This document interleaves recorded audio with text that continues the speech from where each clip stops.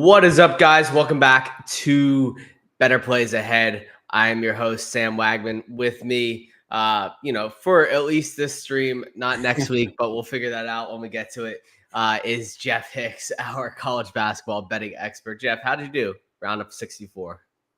We pretend that most of it didn't happen, but I feel like that's most people. Betting wise, though, I feel like it was a productive first 2 days, especially with my initial thought process of betting the underdogs anywhere between the 11 and 14 seeds immediately once lines came out.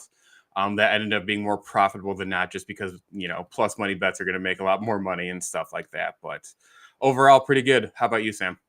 It looks like I chose every wrong underdog at this point. Let's see. Chose Charleston over Alabama, but took St. Mary's over Grand Canyon, took Oregon over South Carolina, but took New Mexico over Clemson. It's just been an absolute mess for me this week. But, this show is not about me. This show is about winning people money. And we did a ton of that in the first show here. So let's go ahead and just touch on some of those bets real quick. Is there anything that we talked about from the first show that kind of surprised you from, our betting side of things? I was a little surprised at how poorly St. Mary's played last night. I thought that they were the better team that had a similar mindset going into it. And Mhm. it pretty much after the first 5 minutes of the first half, it was like I don't need to watch this anymore. I kind of figure out where this is going. And the same happened with New Mexico as well, too. And that's partially my fault. Originally kind of going like, okay, this is a good team. Mountain West was underseeded, this, that, and the other. And then, of course, the ACC teams were good this year. It's more top heavy than it has been in the past, but Clemson did everything that they had to. They had the perfect game, and pretty much from start to finish led over the Lobos. Those are probably the biggest surprises for me. How about you, Yeah. Sam? Those Mountain West teams really, really shit the bed, honestly, for Mm-hmm. us. All over the place here, really. From Nevada to New Mexico to St. Mary's. It really kind of was an absolute mess from, a standpoint of thinking that the Mountain West Conference was underseeded, because it really did seem that way, from net rating to Ken Palm. We thought we had some, nice seeded underdogs on there, and it just kind of really did not shake out that way. So definitely was very surprised by that. Healthy amount of upsets either way, despite me not picking seemingly any of them. It was nice to see Bruce Pearl get escorted out by Yale in the first round, and obviously the Kentucky and Oakland upset was very wild. I'm sure that was probably the biggest upset of the week so far. I Mm-hmm. think plenty of people had Kentucky in their Sweet 16s and in their Elite Eights, and definitely plenty in the Final Four as well. Is there any other upset that you saw that just came out of left field completely besides St. Mary's? Like I knew Yale could play good. It's one again, very, very much us, junior, senior late and stuff like that. And it was kind of nice to see them they just didn't give up. Mhm. And Auburn was more than happy to give away that game. And I think part of the issue is Yale couldn't do any better than getting, the guys for the Tigers, to the foul line. And it was two guys that shoot over 80% and one guy that shoots 90% on the season. And all three of them, two of them missed the front of a 1-and-1, and another missed the first. And then was forced to miss the second and stuff like that. So it was a game where Yale did everything they had to just to keep it within arm's reach. And Auburn was more than happy to give it away. Yeah, I definitely thought that, just the way that game looked down the stretch. I only caught the second half of that game, so I definitely missed a lot of it. But watching Auburn just flail around at the end of that game when they had the chance through, free throws and, after they cut the lead to 2, like they just had 2 or 3 chances to really tie that game back up and just didn't take advantage of it at all whatsoever. So definitely looked like missed opportunities all around there. but I had them losing to San Diego State in the round of 32 anyway, so I'm perfectly okay with that. I'm going to put you on the spot a little bit here. When we look at kind of betting and bracket strategy, after round one, is there anything that you think you're going to do different going forward? As we head into the second weekend of the tournament here, with all these teams, are you going to stick to your strategy of playing underdogs all the way? Do you plan to hop into any of these like second chance tournament challenges? What's your plan there? I think, well, obviously our first brackets are set, so the good thing is I don't have to look at it anymore. The good thing is I don't have any like complete like regions completely dead, especially when you're talking every bracket has been busted in America. Mhm. But I think I Warren can at Buffett least, wins again, by the way. oh god, yeah. And I think it's more paying attention betting going forward. I think when I was looking, especially for making these round of 32 bets, what are we looking at for over unders? Because we saw some teams advance that we didn't necessarily think were going to. Like I didn't have Grand Canyon, but now you have that team that can score going up against Alabama, who had no problem getting to the century mark, which was very Mhm. much in play from the get go, and they crushed their over. They're one of three teams to beat the century mark. So now we have a couple of situations where are the books going to tempt us by pushing numbers, like 175 for overs, especially if you're looking at Alabama? Are we going to see a couple of 150s depending on who's the matchup and stuff like that? But I think spreads aren't necessarily going to be my favorite unless it's teams that we all really get to watch more often. And that's one of the things. You have so many teams in college basketball. Like I don't get to watch Gonzaga all the time, but I have an idea of what to expect because Mark Few's been their coach, since like the Clinton administration, it feels like. So like there's Right. there's stuff like that to take advantage of, but I think it's going to be a game by game basis. And with each new matchup and each line that's posted, it's one of those things you got to stay vigilant with lines. You got to stay vigilant when books are going to post up lines, and you got to prioritize which sports books you want to go to because some are going to have them a lot quicker than others. Yeah. I think for me at this point, I'm going to stay away from single game lines. I'm going to focus a little bit more on futures, Elite Eights, Sweet 16s, Final Four lines like that, because I think there's probably a little bit more value to bite off on those lines at this Mm-hmm. point. I think, the majority of people are not going to be paying attention to futures until we reach the Elite Eight. That's the second weekend of the tournament. So I would be, more willing to get ahead on some of those future lines on teams that I saw looked really good during the round of 64 and, obviously after the round of 32 as well. So I think that's more of an advantageous strategy, at least, for me. And I'm going to, look around and see if I can do any of those second chance tournament challenges because I am a glutton for punishment. So, obviously my brackets have gone so bad that, despite the fact that all of my Elite Eights are still alive, like I got so many things wrong during the round of 64 that I think it's time to start over completely.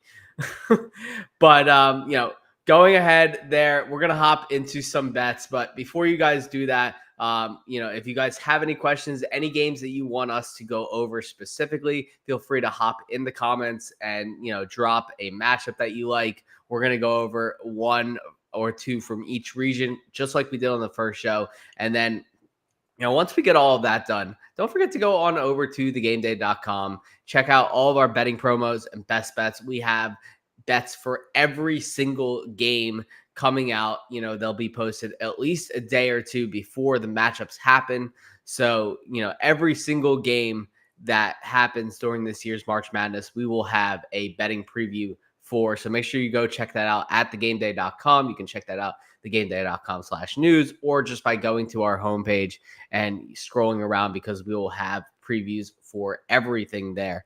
But all right, let's hop into some of these matchups. We're going to start with the West region, just like we did before. And it seems like the premier matchup for this weekend is going to be UNC versus Michigan State. And I had Michigan State losing in the first round, so I have no idea how they got here. But once I saw that UNC opened up at 3.5 points, I immediately clicked the Tar Heels to win that game. So I think you did as well. Tell us why. Yes, I agree 100% with that. And the reason why Michigan State got there is because Tom Izzo is he's that dude. He is an excellent coach. They also have enough seniors on there to where that matters. Obviously, scoring is still going to be an issue. But one thing that Michigan State used to get to the next round was the rebounding. They out rebounded Mississippi State. But one thing that led me to take 3.5 with UNC is that Mississippi State still beat the Spartans in offensive rebounds. So like that's a major thing. Second chance points and stuff like that. You know, it didn't obviously, work out well for Mississippi State, but a team like UNC can absolutely make teams pay with second chance points. Yep. And I still think that the under can hit while the Tar Heels cover that game. I just think that when one team wants to run a little bit more, like UNC and Michigan State's going to want to slow down, you're just giving the more athletic team in North Carolina the opportunity to get set. And we got to give Hubert Davis some credit too. He's not a bad coach. Like, Tom Izzo is going to go down as one of the greatest college basketball and probably greatest coaches of all time. But I just think that the spread only being essentially, barely 2 possessions, I think that still favors the Tar Heels. But I think, like I mentioned before, having a good leadership core with the Spartans is going to limit possessions in that game, and I think that's why the under has a chance of hitting more than the over in that situation.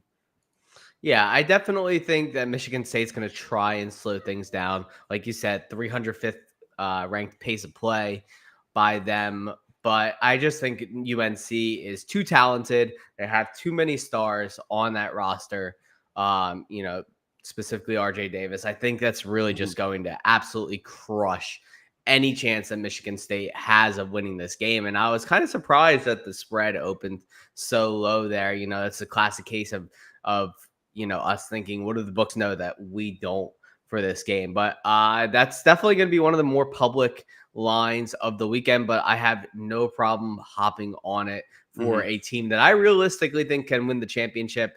And Michigan State, I wasn't even sure they were going to win a single game in this tournament coming in. So, yeah. Anything else in the West region for you to note before we move on? No, I think that region, it still comes down to Arizona and North Carolina mainly. I think both of them really showed why. They were the 1 and 2 seeds. Yes, they're in the weakest region possible. But I still think it comes down to those two teams. And the good thing is too, we're talking about that 3.5 number, just not being one that you would shy away from. The public is still kind of split. Like they're using recency bias towards the Spartans because they're getting 42% of the bets at plus 3.5. So it's not something that's completely mushed yet, and that makes me very happy.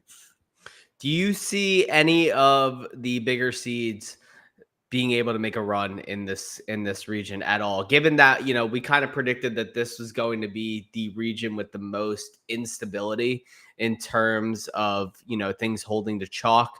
So obviously we had 9 seed beat 8 seed, we had 12 seed beat 5 seed. Plenty of people picked Charleston to upset Alabama. Alabama really looked very, very good there, did not. And then obviously Clemson, showed out there. Do you have any hope in any of those seeds being able to take down North Carolina or Arizona? Or is it just going to be a North Carolina, Arizona Elite Eight and all of the instability will be figured out before then? I think they may have to work. Like as good as Alabama looked, 109 points is nothing to, scoff at or anything, but there was a lot. They did allow 96 points to Charleston. And again, that's their thing. They can score 90, but they'll give up 90 on top of that. But they had some sloppy play at points. And Mark Sears, who was just amazing last night. Incredible. Like, if he misses a couple of those shots, and he hit some very tough shots, like that game could be very different. And that's probably something that Grand Canyon can take advantage of. Again, I don't know if Grand Canyon wins, but they showed last night that there's a real you can't fade them completely.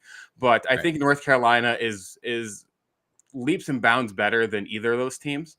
And I think Baylor has a little bit more to worry about, but I think they showed out pretty good in their first round game. And I think Clemson can give them at least a go. I think these teams are all going to have to work to get where they're going to, but I still favor North Carolina and Clemson and Okay. Arizona.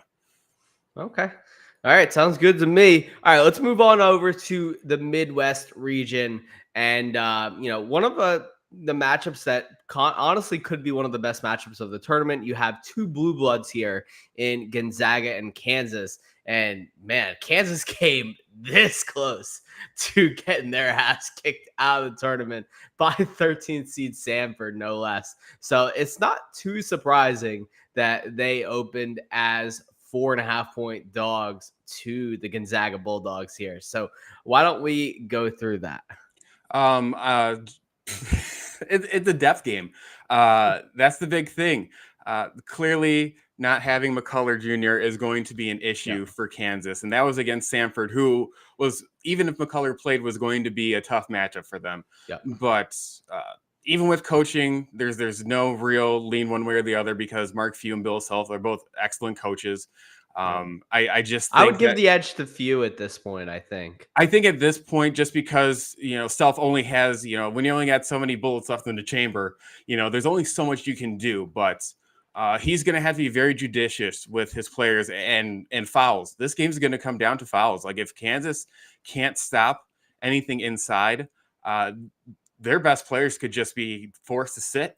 And then you're talking about guys that don't get a lot of play normally having to get rotation minutes, and that could just absolutely crush Kansas here. But I think Gonzaga, who people were kind of split on, and they were only 5.5 point favorites against McNeese State. They went out there and just bullied them all game. I think getting 4.5, I think they set the line there more because you got the name values. And the good thing is you can still get minus 105 at ESPN bets right now. So it's minus 110 pretty much everywhere. Books flirted with -4 at a couple of points, but it didn't last very long. I think also, too, what matters is Kansas's offense took a step back this year. And in terms of taking a step back, it moved down to the mid-80s in Ken Palm's adjusted offensive efficiency. And while for most teams, that's not really a big deal when you're talking about a perennial Big 12 favorite and a team that a lot of times is expected to at least make it to the Elite Eight. Sweet 16 just isn't enough, and making Final Four is, pretty much their expectation. Dropping down from the mid-20s to go to the mid-80s year to year, that's a big difference. And Gonzaga is a top 20 team, according to, I think I read it was like something like 4 different efficiency ratings, including net, KenPom.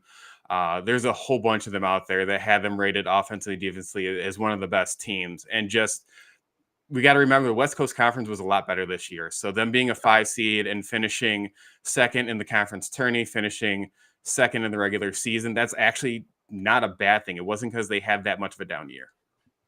Right. And I do think that Gonzaga is, one of the few underrated teams that are left in this tournament. I know that sounds weird to say when we're talking about Gonzaga. They've been one of the best teams over the last decade in college basketball. But, this is not the Gonzaga Bulldogs of old for sure. But I do think they're going to be in a good spot in this game. Without McCullough for Kansas, that provides, a huge weight off of their shoulders there. Mm-hmm. And when you're talking about Hunter Dickinson, who is obviously just this absolute monster down low, I think Graham Ike is going to be able to shut him down, pretty simply. And once you shut down Dickinson, or at least limit him, I think this opens up Gonzaga to really, get going there. And, just let Nemhard and Anton Watson, go in and do their thing and, try and shut down Dickinson down low as much as you can. I think Gonzaga goes on a run in this game and wins close to double digits. So, I don't think the Kansas Jayhawks are the team that we've seen them to be this season earlier, especially without, arguably their best player there. So I'd be worried about backing them in this matchup as a dog, given how they looked, the other day. So give me the Bulldogs here as well. Yeah, we're talking, it could be a wake-up call, but I just think the lack of depth is more of the issue to overcome instead of like, hey, we were put on warning by Samford. Yep. I think that's what's going to be the big thing is you can take warning, but when you just don't have the players to compete with teams that are much deeper, it becomes an issue from the moment the ball's tipped off. So, speaking of taking warning, should Rick Barnes in Tennessee also be taking warning of be on upset watch at this point against the Longhairs? Why don't we touch quickly on that game before we move on to the next conference? Rick Barnes is perpetually on upset watch. And it goes to show he's the worst coach against the spread in this tournament, and that was and that was going into it in the round of 64, not even getting to the round of 32 here. It's a game that I just want to avoid. Obviously, they have Dalton Connect, who's just a dead red shooter. He's so good and he's fun to watch too. But obviously, that's one of those things you take him out, and then that's when the secondary scoring, can be an issue at times. And then that's when Rick Barnes has to think harder than normal. And thinking harder, not smarter, is something that clearly he's had an issue with no matter where he goes and coaches. But with the spread being essentially a 2-possession game, it's a clear void for me. I'd rather just kick up my feet and either watch a meltdown, or I hope it's a competitive game. I hope both teams just play good and it doesn't come down to coaching being the issue and stuff like that. But as we know, if you can't coach, some of these young guys and stuff like that, they make the errors on their own without the right coaching. So I'd rather watch that game and just enjoy it for what it is. All right, sounds good to me. Yeah, I will not be taking Tennessee there now after hearing that. All right, let's move on over to the East region. Let's take a look at this Ivy League school that caused a massive upset that we touched on earlier against Auburn. So we got Yale versus SDSU, and why don't you take us through your handicap for this game? So I want to take the over 128, which I got at Caesars at -110. And the reason for that is both these teams have very good defenses. Like I mentioned in our previous show, San Diego State also picked up their offense, and they won in spite of their poor 3-point shooting. And we know shooting is a game by game thing. When you only hit 3 and you're shooting essentially 33% or worse, there's always room for improvement. I think they ended up going like 3 for 20 in their first round game. Like that's awful. Like all you have to do is make 3 more, and you're looking at over for a lot of cases, because both these teams, putting up 60 plus points is in their DNA, and they're both just good enough too on defense to take care of that as well too. I want to give Yale credit too. Their out of conference schedule, the record doesn't indicate they played well. They did win against Colgate, who was a tournament team. They lost by 15 and 16 to Kansas and Gonzaga, respectively. And that's okay, because they went on the road and took those losses too. And as long as you're not getting blown up by 30 in those games, especially when you're talking, pre-January games and stuff like that, where teams are still kind of figuring themselves out, that doesn't look bad. And then they went to Vermont, who also lost in the first round. But again, tournament team, they went to Vermont and only lost by 1. So you're looking at a little bit more closer to your level of competition, and going on the road and only losing by 1 does matter. So Yale has played a tough schedule. It's top 60 in Ken Palm's adjusted strength of schedule and stuff like that. That gives me hope that, maybe not necessarily winning, but in terms of being able to score and make it a game, it's very much in play. And that's why I think 128 is a good number to take the over with. Yeah, I think that's going to be actually an interesting game here. I think Yale is going to just come out here and play, basically with house money at this point. I do think San Diego State's the better team. Like I said earlier, I had them advancing to the Sweet 16 to begin with, going against UConn. I think both these teams would lose to UConn very, very easily, though. So I'm not going to favor one or the other here. I do think that's a very, very low total number there. So, you're asking both teams basically just score 65 points and you'll be perfectly fine. So, have to think regression's coming from the 3 there. Let's touch one more game in this region, and let's go down to the Duquesne versus Illinois matchup. And I'd be this remiss is if I probably the first matchup that I actually got right. Yeah, this is one of those games where it's like I'd be remiss just being able to see Illinois and just having a little bit more insight. But the big thing is we saw what happens when Illinois plays any level of defense. That second half was a clinic in pretty much everything that everybody says about Illinois going the opposite. Their defense Mhm. showed up in the second half. Brad Underwood going to Dane Danger in the paint, just a massive game. And that when you get that tertiary scoring, because he's not really a secondary scorer for them and stuff like that. He picked up because Marcus Damask didn't have it in the first half shooting. He didn't score his first 2 points until I think there was like 3 minutes left in the half. So it's one of those things, he's not a guy that plays a lot of minutes necessarily. He's usually the first one subbed out, which is why when I say they don't have a true center, that's why I say that. Mhm. But when you get that tertiary scoring, you get Marcus Damask being a facilitator instead for most of that game when they needed one and stuff like that. Terrence Shannon just nuts, went absolutely nuts, and took advantage of driving it to Morehead State. He wasn't afraid of their size. And I think that's going to play again here against Duquesne, because Duquesne showed, even though they're more of a defensive team, they didn't have any issues getting to the basket against BYU. BYU laid down. And Duquesne also was extremely hot from three. That is not their calling card. They can shoot the ball when they want to, but like with Morehead State, you can shoot the three as much as you want, but it has to Mhm. go in. And when Illinois can close out on some of those decent 3-point shooters on Duquesne and stuff like that, you got to make those shots. But if you want to live by the three against Illinois, it could burn you, because that tempo, when you're running like that, it's very easy to get gas. And this is second game in 3 days. This is something that Illinois can take advantage of against Duquesne. So I expect Illinois to win. I have no lean on the spread in this case, because Illinois made the public look absolutely awful at plus 12.5 with Morehead State, because that league got really big, and then they just kept the foot on the gas. Interesting. I do have Duquesne making it all the way to the Elite Eight in my bracket. So, we'll see. Based on how things have gone, I don't expect them to win this matchup, but it would be really, really cool if they were to make it to there.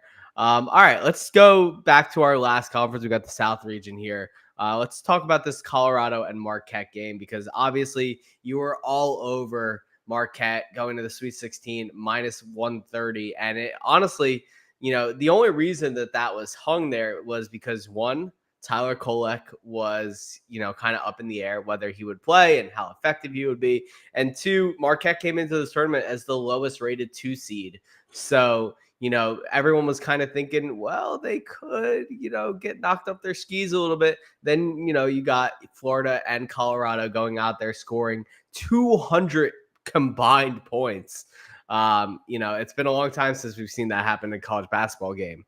So now you get Colorado versus Marquette. Marquette's 3-point favorite here over at Caesars. So why don't we go through that game? So if you read my article about 5 first-round upsets, to pay attention to, it ended up going 3-2, which I'll take that. And one of them was Colorado over Florida, and I predicted that before Colorado even won their playing game. They Well, because there was continue. no way Virginia was going to make it in. No, and the thing is too, at least one team from the play-in that's won advances past the round of 64. And once Colorado State went down, it was up to Colorado, because no 16 play-in has ever advanced. So it's always been your 10 or 11 seed that's had to advance.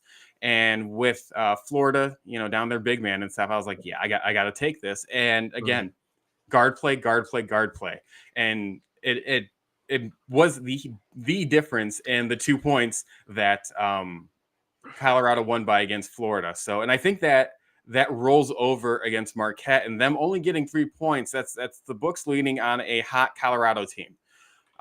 Because I would imagine they were to try to hang like 5 or 6, it would have got bet down immediately. So they didn't want to necessarily be liable for that. But I think you saw with Marquette, Kolek got some reps in. The first half was ugly, but that's been majority of games, so far Yep. in the tournament. And then Marquette turned it on, and you saw why for majority of the season before injuries started plaguing them, why they were considered a borderline 1 seed, from non-conference play all the way through the beginning of conference play. And I think Colorado playing their 3rd game in 5 days matters. Like it's a big thing. These teams don't do that.